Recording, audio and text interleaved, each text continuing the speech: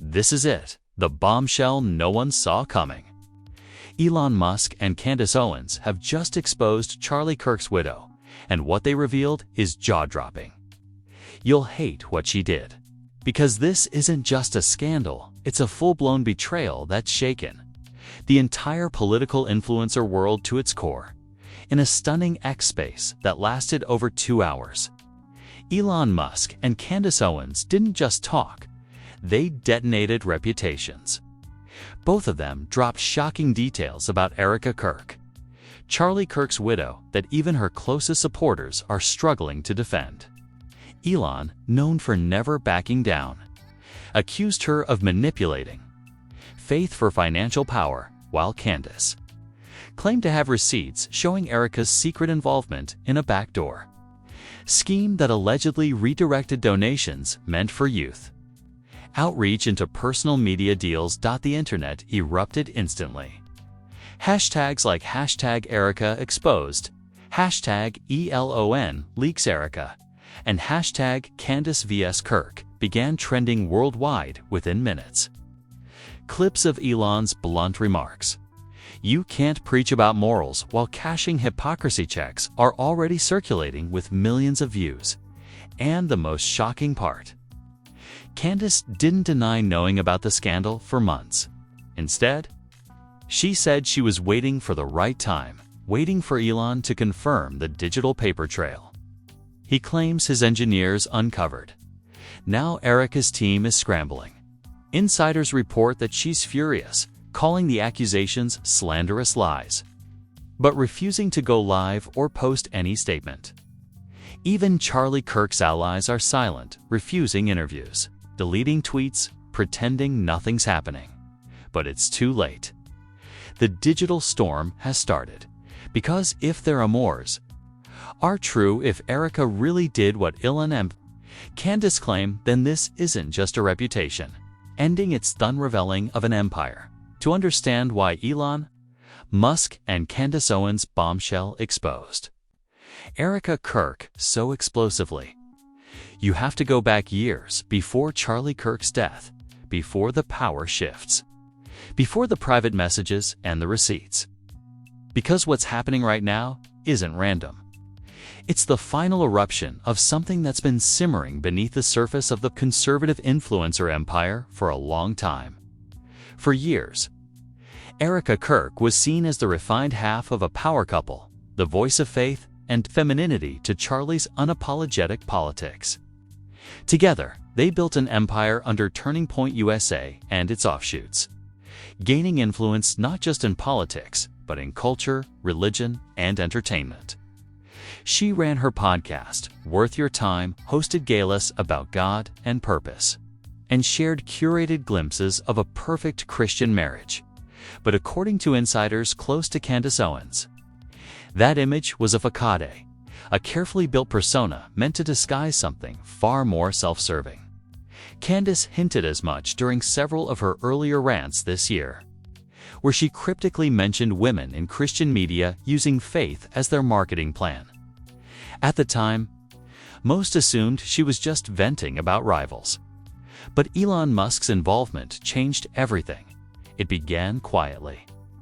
A few months ago, Elon's platform X started flagging an unusual cluster of financial accounts linked to Turning Point affiliates.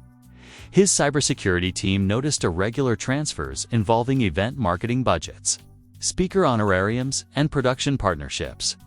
At first, it looked like typical influencer accounting. But when they followed the money, the trail led to a personal media company registered in Erica Kirk's name. When Elon saw that, he didn't ignore it. He reached out to Candace privately, asking if she'd ever noticed the overlap between Erica's charity work and her for-profit branding. Candace, already suspicious, began pulling her own records, and that's when she found the smoking gun. The documents, which Candace later hinted at during her explosive space, allegedly showed that funds donated to Turning Point's faith and leadership initiative had been redirected to a private media venture under Erica's management. The money wasn't disappearing. It was being rebranded In other words, Erica wasn't stealing it. She was allegedly laundering influence. Donations given to support religious outreach were, according to the documents, used to fund her personal speaking tours, podcast branding, and paid collaborations with companies unrelated to the cause. Candace told Elon privately that she'd confronted Erica about this over a year ago, and that's when the rift began. At first, Elon wanted to keep it quiet. He's not the type to care about influence or gossip. But when his own engineers confirmed that Erica's companies were using X to push sponsored faith messaging through undisclosed paid partnerships, Elon's patience snapped. As he said during the space, you can't preach about authenticity while using bots to build an empire of lies. What made this even messier was Charlie Kirk's legacy. Since his death, Turning Point's board has been operating under what sources describe as fractured leadership, without Charlie's controlling hand. Factions formed, some loyal to his vision, others trying to steer the brand into softer, more commercial territory. Erica, as Charlie's widow, became a symbolic figurehead, but she also inherited his influence and his enemies. Candace, who had once respected Erica deeply, said in the space that she watched good people get blacklisted because they questioned Erica's spending habits or her growing control over Turning Point's faith projects. She accused Erica of using her late husband's name to silence critics and create a moral monopoly. If anyone questioned her, Candace said, they were accused of disrespecting Charlie's memory. That's emotional manipulation, dressed up as loyalty. Meanwhile, the cracks began to show publicly. Influencers who once worked closely with Erica began distancing themselves. Photos disappeared. Mentions vanished. And yet, Erica carried on posting Bible verses. The space began calmly enough. Elon opened with his trademark mix of dry humor and surgical precision.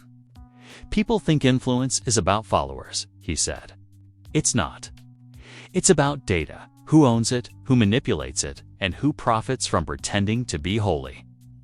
Everyone listening thought he was referring to media corporations. Then, halfway through the second hour, Elon paused and said something that instantly froze the room. There's someone who's been gaming the system, hiding behind religion and legacy. Charlie Kirk's widow. The silence that followed was electric. Candace let him speak. Elon dropped the receipts. His team, he said, had found algorithmic irregularities tied to Turning Point's media partners. Patterns of bot traffic boosting religious content tied directly to Erica, Kirk's verified profiles. These weren't random trolls or fan accounts. They were part of a coordinated network running through third-party marketing agencies that appeared to feed off donor data. He spoke as only Elon could, confident, unemotional, devastatingly clear. People trusted her brand of faith. But behind the curtain, that faith was a funnel. Then Candace stepped in. Her tone was colder, more personal. I told everyone months ago that the smiling faces behind these faith movements weren't what they seemed. Erica knew I was digging. She begged me not to go public. She clicked a button and played the first file, a voicemail, allegedly from Erica, dated months earlier. Candace, please don't do this. You'll ruin everything. There's money you don't understand, people you don't want to cross. The message lasted only 15 seconds, but it was enough. Candace leaned forward into her mic and said, "You just heard the woman who preaches transparency whispering about hush money." Social media exploded. Millions clipped the audio, reposted it, slowed it down, analyzed every tremor in Erica's voice. Hashtags like #EricaHushCall and #ELON and Candace Expose went nuclear. Within the hour, Erica's publicist denied everything, calling the voicemail a generated slander. But Elon wasn't done. He pulled up what he called back-end evidence. IP logs showing automated promotional accounts originating from the same servers used by Erica's media company. This isn't AI, he said flatly. "This is traceable. You can fake voices, but you can't fake timestamps on a blockchain." The space went silent again, then erupted. Tens of thousands of listeners typed frantically into the live chat. Even major journalists tuned in, then came the twist no one expected. Candace interrupted Elon mid-sentence and dropped her own bombshell. "It's bigger than her," she said. "This isn't just Erica Kirk laundering faith into fame. It's an entire ecosystem built around her image, and Charlie helped build it." The reaction was instant chaos. Listeners flooded Twitter demanding proof. Candace delivered. She uploaded screenshots. Old emails between Charlie and an unnamed strategic sponsor. The messages described a plan to create a media halo around the Kirk family to brand them as America's model Christian dynasty. In exchange, millions in sponsorship would flow through faith-aligned corporate donors. At the bottom of one email, Charlie wrote, "Erica will handle the optics." That line sent chills through the internet. Was Charlie's widow now reaping the rewards of a system her late husband designed? Had she simply continued his strategy after his death, or twisted it into something darker? The live audience didn't know what to think. Some accused Elon and Candace of betraying Charlie's memory. Others said they were finally exposing the hypocrisy of a family empire built on faith washing. Then Elon dropped another file. It was a short text thread between two Turning Point staffers. One message read, "EK wants the budget hidden under outreach. Don't flag it on reports." Another replied, "Already done." Charlie would have approved. If true, it meant Erica wasn't just complicit, she was in charge. Within minutes, the space hit 25 million listeners. Even the mainstream press began streaming it live. News anchors described it as digital court. As Elon continued unveiling data, spreadsheets, dates, server logs, Candace shifted the tone again.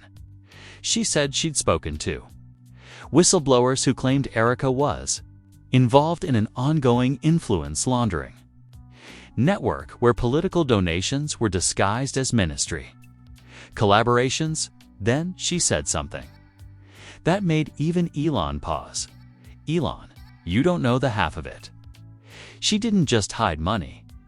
She hid a deal, one that connects her to a global media syndicate that's been buying influence through religious branding. The audience gasped. Elon asked what she meant.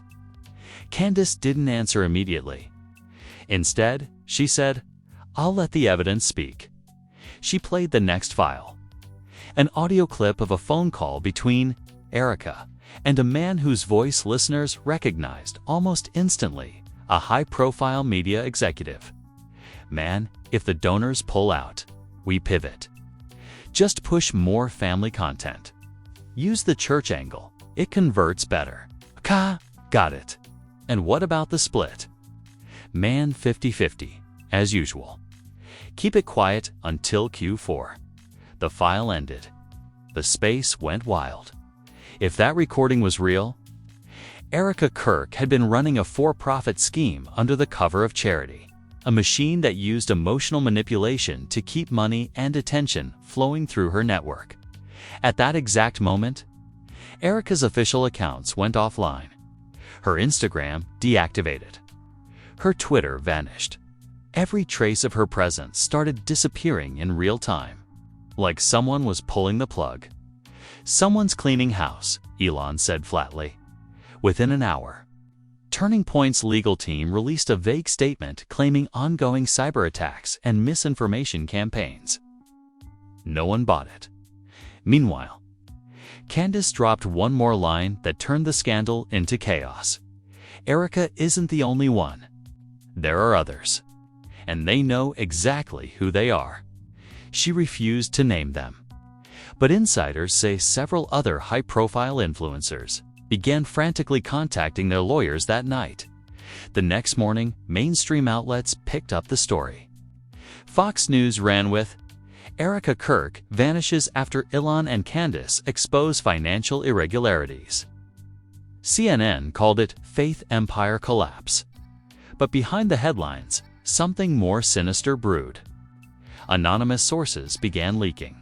Messages suggesting that what Elon and Candace uncovered was only part of a much larger web, a network of coordinated modmalls, network of coordinated moj.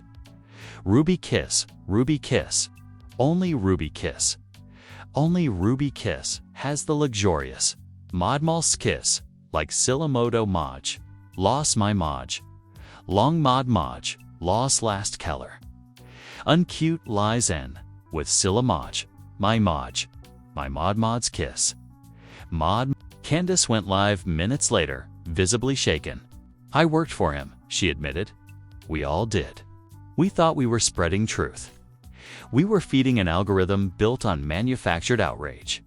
Her face was pale, her voice cracking between fury and disbelief. He used faith the same way tech companies use clicks. We were the product. As the stream continued, Candace revealed that weeks earlier she'd received an anonymous email with an attack-a-metalla build, the gospel according to metrics. Inside was a full presentation allegedly written by Caleb himself. Slide titles included emotional ROI and viral virtue cycles. Each slide detailed how to stage controversy, confession, and redemption for maximum engagement. The crowd watching her live lost its mind. Chat windows flooded with comments. He turned Christianity into content. They're selling salvation by the view. This is bigger than Erica. And it was. Because the next data dump proved the manipulation went far beyond. Turning point, Elon posted a new thread showing cross-line communications already, infamous from earlier scandal sharing. Back-end code with Caleb Graham's network. The same digital fingerprints appeared on trending hashtags across multiple platforms. In other words, the same system that had faked outrage for Erica had been training the algorithm itself. Within hours, platforms began collapsing under the weight of exposure. Sponsors froze contracts. Influencers posted apologies that sounded eerily similar, some word for word identical, as if reading from the same script. And then came the shocking reveal that warped everything again, a whistleblower, one of Caleb's former. Analysts sent Elon a 90-second clip from a private Zoom meeting titled Phase Resurrection. In it, Caleb addressed a group of executives. His smile was calm, confident, chilling. You think we're losing control? No. Every scandal increases visibility. Every apology renews faith. The audience believes they're waking up, but awakening is the product. Outrage, repentance. Repeat, that's the model. The line "awakening is the product" became the most repeated quote of the year. Elon reposted the clip with the caption, "This is why transparency matters." Candace, meanwhile, looked horrified. She tweeted, "He wasn't exposed. He's still running it." That's when Mirror Witness returned the same mysterious collective that had leaked crossline files months before. They posted a countdown clock with the words, "Phase Resurrection uploads in 72 hours. No one knew what that meant. But the implication was clear. There were still deeper layers, perhaps even deeper than Elon realized. Within hours, chaos spread offline. Protesters gathered outside Graham Media headquarters, demanding accountability. Churches cut ties with his outreach programs. Politicians who had partnered with him scrambled to deny involvement, and through it all, Erica Kirk finally resurfaced. She appeared on a late-night livestream, disheveled, voice trembling. "I was a believer," she said. "I thought I was serving God. They told me the ends justified the means. They told me it was ministry. But it was marketing." Her confession trended for days. Yet seconds before the stream ended, she dropped a sentence that reignited everything. Candace knew about Caleb long before this.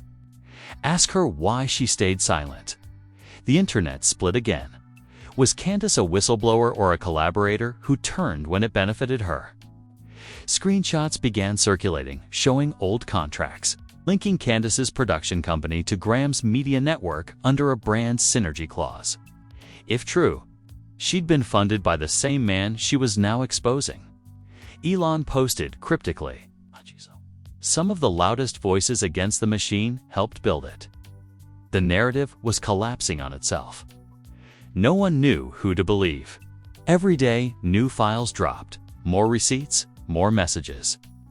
More proof that the outrage machine was deeper than anyone could have imagined. By the end of the week, X had logged over 1 billion impressions tied to the scandal. The public wasn't watching for answers anymore. They were watching to see who would survive. And then, right when it seemed like the story had peaked, a final encrypted file appeared in the blockchain viewer under the name Last Sermon. It was locked with a passphrase. Elon tweeted, "Decrypting soon." Underneath, Mirror Witness replied for the first time directly to him, "You're not the one holding the key." The tweet vanished minutes later. If that message was real, it meant Elon Musk, arguably the most powerful man in Quiescent, in control of the leak anymore. Someone else, maybe even someone within his circle, had been orchestrating the releases from the shadows. Commentators called it the moment the truth fractured. Who was the real exposer now, Ellen? Candace, Mirror Witness, or another unseen hand? And if Faye's resurrection was coming, what exactly was being resurrected, the truth, or the machine itself?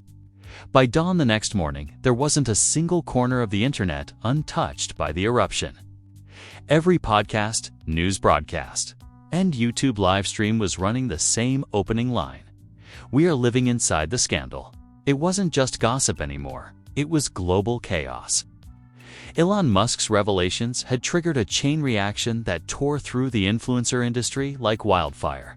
Even people who had never heard of Turning Point, Erica Kirk, or Caleb Graham suddenly had an opinion about them. Twitter looked like a battlefield. Threads a mile long. Screenshots layered over screenshots. Tech analysts breaking down Elon's blockchain drops frame by frame. Religious commentators clutching their pearls, calling this the spiritual reckoning of digital faith. Political pundits trying to claim sides and failing because there were no sides left. Everyone was guilty, and everyone was terrified. Major networks turned into rumor factories. CNN led with "Faith-based media empire collapses amid global data leak." Fox News countered with "Left exploits conservative meltdown."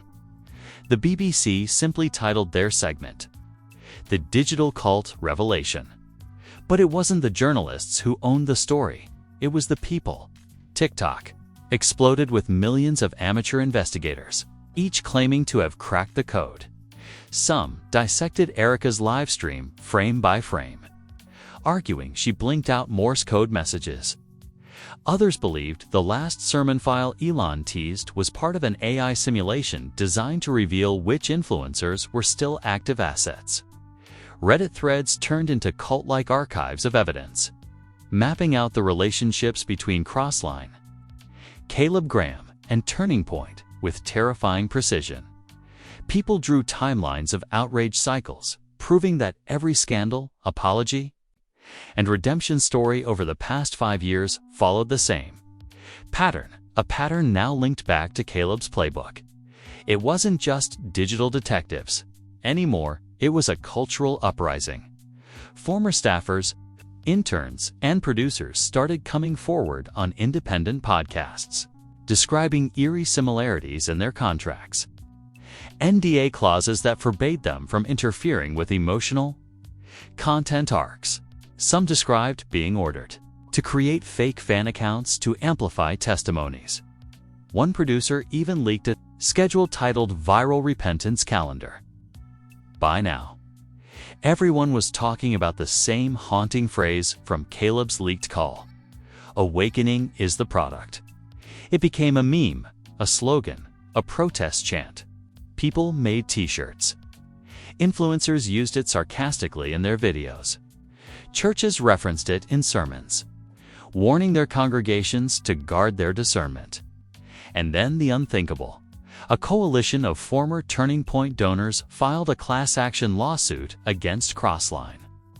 Caleb Graham and Erica Kirk, alleging systematic fraud through emotional manipulation. It was the first time influencer culture had crossed over into actual courtroom territory. News trucks camped outside the offices. Protesters waved signs reading #Faith Not Profit and #Stop the Machine. Meanwhile, Elon Musk, the man who had started it all, seemed strangely quiet. He stopped posting cryptic messages and turned his account private for several hours. Rumors began swirling that Mirror Witness had hacked him from the inside. Others claimed Elon had discovered that the same data he exposed was also embedded in X's own ad algorithm, a self-replicating structure he couldn't delete without destroying the platform. As chaos grew, the political establishment weighed in. Senators demanded hearings about digital religious manipulation. Tech watchdog groups filed emergency petitions. Even the White House released a vague statement calling the revelations deeply concerning for the integrity of online communication.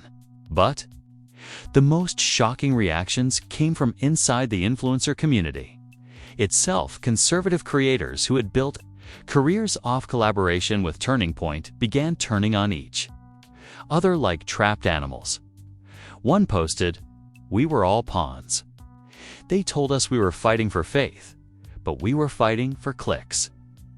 Another influencer, once one of Erica's closest friends, broke down in tears on live stream, whispering, "They scripted our pain. I didn't even know what was real anymore." It didn't stop there. Progressive influencers who had once mocked Turning Point now